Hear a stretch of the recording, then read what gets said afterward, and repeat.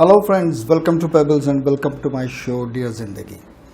Dear Zindagi में हम देख रहे थे फाइनेंशियल टॉपिक्स और हमने देखा कि क्रिप्टो करेंसी के बारे में, उसकी हिस्ट्री और उसकी डेवलपमेंट कैसे हुई। इस वीडियो में एक्चुअली हम देखने वाले थे कि क्रिप्टो करेंसी के फ़ायदे और नुकसान, और फिर क्या हम इसमें फुल टाइम जॉब या फुल टाइम करियर कर सकते हैं या नहीं। लेकिन आज हम किसी दूसरे विषय के बारे में बात करेंगे और वो है बाइनेंस वर्सेस FTX। ये विषय बहुत महत्वपूर्ण है क्योंकि क्रिप्टो करेंसी का जो क्षेत्र है वो कितना फास्ट है, यहाँ कितनी कंपटीशन है और एक दूसरे का किसी भी प्रकार से ख्याल किए बिना सिर्फ प्रॉफिट के लिए कैसे लोग लड़ते हैं, इस आइडियल केस से आपको पता चलेगा। कल मैंने सुबह एक ट्वीट किया था कि FTX और बाइनेंस के बारे में, और उसमें मैंने लिखा था कि get ready for the bloodshed, और वही हुआ। पूरा का पूरा क्रिप्टो मार्केट लाल रंग से भर गया। आगे मैंने यह कहा था कि शाम को 7 बजे मार्केट की कंडीशन चेंज हो सकती है क्योंकि CPI लॉन्च होने वाला है, और वही हुआ। शाम को 7 बजे CPI लॉन्च हुआ। 8.4 या 5 प्रेडिक्ट किया गया था, लेकिन 7 पॉइंट समथिंग पे वो ओपन हो गया और मार्केट फिर से ऊपर चला गया। लेकिन इस बीच में बिटकॉइन 21,000 से गिरकर 15,500 तक आ गया। इतना सडनली चेंज एक दिन में आ गया उसमें। ऐसा क्यों हुआ? ये मैसेकर स्टोरी है बाइनेंस वर्सेस FTX की।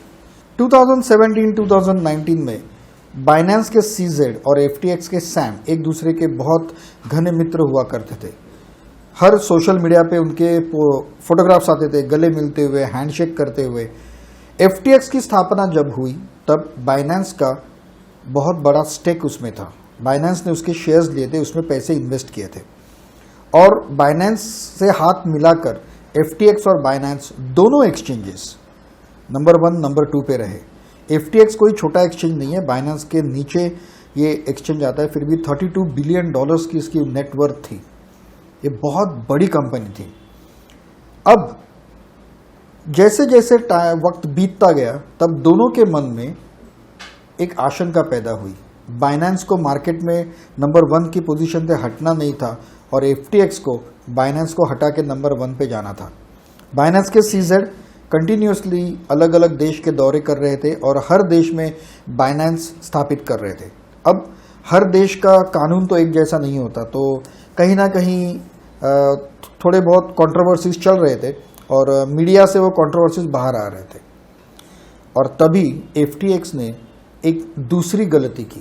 पहली गलती मैं आपको बाद में बताऊंगा, लेकिन ये FTX की दूसरी गलती थी जो उन्होंने अपने ही मित्र के खिलाफ नंबर 1 पोजीशन पे जाने के लिए लॉबिंग शुरू कर दिया, और उन्होंने ये खुलेआम कहना शुरू कर दिया कि बाइनेंस कंट्रोवर्सी से घिर चुका है और बाइनेंस बदनाम हो रहा है, तो हम ऐसे एक्सचेंज के साथ जाना नहीं चाहते।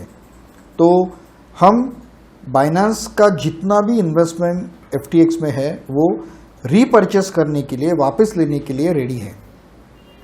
थोड़ी सी अनबन हो गई, लेकिन बाइनेंस ने इसे मान लिया क्योंकि तभी वो भी लिक्विडेशन पोजीशन में थे और लिक्विडिटी की बहुत ज़रूरत थी उन्हें।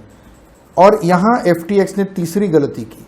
तीसरी गलती ये की कि जब उन्होंने FTT कॉइन, FTX एक्सचेंज का FTT कॉइन जो है वो बहुत हाई रेट पे था, तभी 21-22 पे था।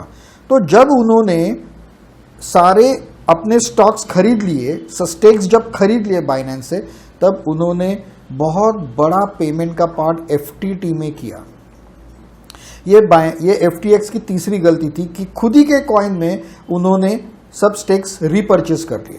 अब बाइनेंस के पास कम से कम 1.222 बिलियन के FTT कॉइन्स आ गए। अब उनका रिश्ता तो पूरी तरह से टूट चुका था, और अब बाइनेंस के मन में आशंका पैदा हुई कि कहीं FTX अपना नंबर 1 पोजीशन छीन ना ले। और तभी FTX ने वर्ल्ड वाइड कैंपेनिंग शुरू कर दी थी। और हाल ही में आपने देखा होगा कि क्रिकेट वर्ल्ड कप में भी हर जगह पे FTX का नाम दिख रहा था, और FTX का क्लाइंट बेस, कस्टमर्स और इन्वेस्टमेंट्स बहुत तेजी से बढ़ रहे थे।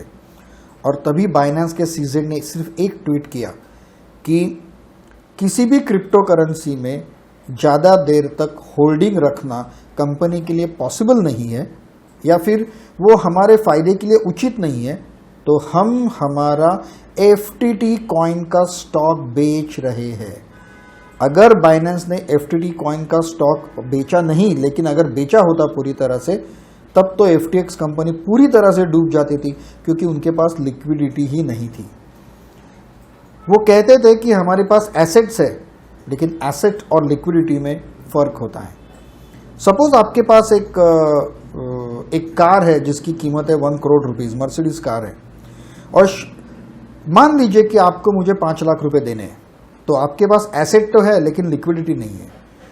अगर ये 5 लाख की लिक्विडिटी के लिए आपको 1 करोड़ की एसेट बेचनी पड़ेगी या ओवरड्राफ्ट लेना पड़ेगा या गिरवी रखनी पड़ेगी। FTX का वही हुआ। CZ ने सिर्फ धमकी दी, एक्चुअली उसको बेचा नहीं, लेकिन सिर्फ CZ की इस धमकी के कारण देखते हैं मार्केट में क्या हुआ। CZ की धमकी के कारण जो मार्केट 7 नवंबर मंडे को 22 पे था, वो गिरकर नियरली 15.9 पे आ गया, 15.9। अब उसके बाद CZ यानी कि बाइनेंस के जो ओनर है, उनकी तरफ से और एक ट्वीट आया कि we are ready to purchase the FTX exchange. तो मार्केट में थोड़ी राहत आ गई, रेट और थोड़ा सा बढ़ गया FTX का। लेकिन अगले ही दिन उन्होंने फिर से एक ट्वीट कर दिया कि we are not intended to pretend love after divorce. एक बार रिश्ता टूटने के बाद प्यार जताने में हमें कोई इंटरेस्ट नहीं है, हम कोई डील FTX के साथ नहीं करेंगे। और इसी न्यूज़ के साथ सडनली बिटकॉइन और FTX दोनों बहुत तेजी से गिर गए। आप यहां पर देख सकते हो कि जो FTX का रेट CZ के पहले ट्वीट के बाद हाई हुआ था, 21 तक गया था, वो गिरकर नियरली 1.6 तक आ गया, 1.6। जिस कॉइन की एक दिन पहले कीमत 21 रुपीज़ थी, वो एक ही दिन में 1.6 तक नीचे आ गया।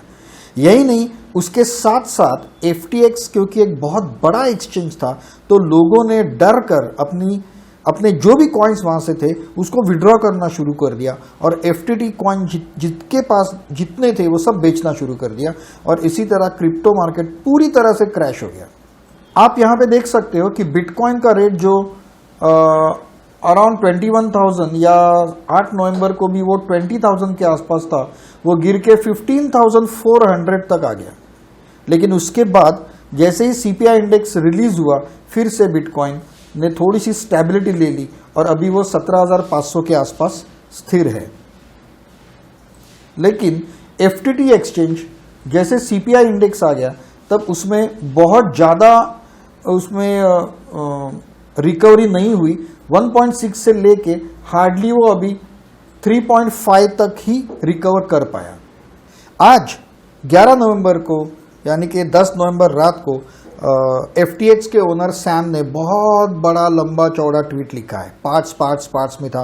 उन्होंने अपनी सारी गलतियां मान ली। एलामेडा इन्वेस्टमेंट्स, एलामेडा जो कंपनी थी उनके लिए जो ट्रेडिंग कर रही थी, उनको हटाने का निर्णय लिया गया। उसके साथ उन्होंने मान लिया कि उनकी कुछ गलतियां हुई है, लेकिन घबराने की ज़रूरत नहीं है, क्योंकि उनके पास एसेट्स बहुत ज़्यादा है लायबिलिटी से भी, और उन्हें बाइनेंस से मदद लेने की भी अब ज़रूरत नहीं है। उनकी बहुत सारे इन्वेस्टर्स के साथ बात चल रही है, और अब मार्केट बिटकॉइन फिर से 17-18 हज़ार तक आ गया। मार्केट थोड़ा बहुत रिकवर हो गया, और उसमें CPI का भी बहुत बड़ा हाथ था। लेकिन ये दो दिन हर क्रिप्टो करेंसी ट्रेडर के लिए यादगार दिन रहेंगे, क्योंकि जब इतना खून बहा इसमें कि बहुत सारे ट्रेडर्स लिक्विडेट हो गए। FTX एक कस्टोडियन एक्सचेंज है, तो जिनकी भी इन्वेस्टमेंट्स और सेविंग्स उसमें थी, सब ने वो निकाल ली, और एक ही दिन में पूरा क्रिप्टो मार्केट बिटकॉइंस का 21,000 से लेके 15,500 तक गिरा दिया। अब रिकवरी तो हुई, लेकिन इससे एक बहुत बड़ी सीखने वाली बात हमें लेनी चाहिए, एक बहुत बड़ी सीख हमें लेनी चाहिए, और वो ये है कि क्रिप्टो करेंसी जैसे बहुत फास्ट इमर्जिंग, बहुत हाईली प्रॉफिटेबल, लेकिन बहुत ही डेंजरस फील्ड में आपकी लॉन्ग टर्म इन्वेस्टमेंट अगर आप करना चाहते हो, तो टाइम बाय टाइम आपको उसमें से प्रॉफिट बुक करना होगा। आप अगर कॉइन का रेट बढ़ता हुआ देखकर अगर आप चैन की नींद ले रहे हो तो आपका अकाउंट कभी भी लिक्विडेट हो सकता है। क्रिप्टो करेंसी में प्रॉफिट बुक करना और बार बार अपने कॉइन्स को या फिर अपने पोर्टफोलियो को रोटेट करते रहना बहुत ज़रूरी चीज़ है। तो ये थी बाइनेंस वर्सेस FTX वॉर की कहानी। इसमें आप ये भी देख सकते हैं कि सिर्फ प्रॉफिट के लिए कोई किसी का लिहाज यहाँ नहीं करता। कोई किसी भी हद तक जाकर किसी भी कंपनी को बर्बाद कर सकता है।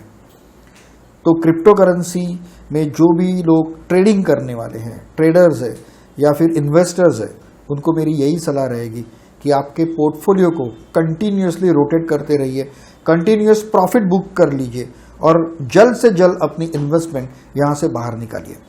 नेक्स्ट वीडियो में हम देखेंगे कि crypto currency pros and cons और क्या हम इसे करियर की तरह ले सकते हैं या नहीं। ओह सॉरी फ्रेंड्स, ये वीडियो जब मैं अपलोड कर रहा था तभी एक बहुत ही बुरी खबर आई और मुझे लगा कि जो हम FTX और बाइनेंस के बारे में बात कर रहे थे उस वीडियो में ये खबर होनी बहुत ज़रूरी है। इस वीडियो में मैंने कहा था कि आखिर में सैम ने एक बहुत बड़ा ट्वीट किया है, FTX के सैम ने, कि अब सब कुछ ठीक है, हम इन्वेस्टर से बात कर रहे हैं, सब कुछ अब ठीक तरह से हो जाएगा।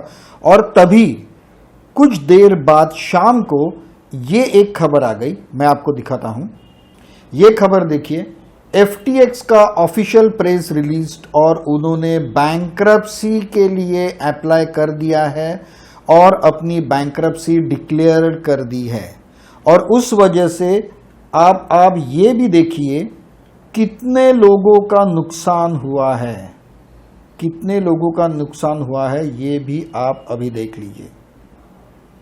उस वजह से Galaxy digital 77 million, Multicoin capital 10% उनका स्टेक उसमें है, फिर 7.2 मिलियन, उसके बाद 100 मिलियन, 2 बिलियन FTX और अल्मेडा का ओवर एक्सपोजर सॉल का $2 बिलियन, उसके बाद 150 मिलियन और उसके बाद ऐसे बहुत सारे यहाँ आपको देखने को मिलेंगे, मिलियन, बिलियन, ट्रिलियंस में जो बड़ी बड़ी कंपनियां हैं, बड़े बड़े इन्वेस्टर्स है, ट्रेडर्स है, उनका बिलियंस ऑफ डॉलर का नुकसान हो गया है। सबके फंड लॉक हो गए, कोई वहां से पैसे नहीं निकाल सकता। तो जो रिटेल, जो हमारे जैसे ट्रेडर्स है, उनका तो कितना नुकसान हुआ है उसका तो कोई हिसाब ही नहीं है, अंदाजा भी नहीं है।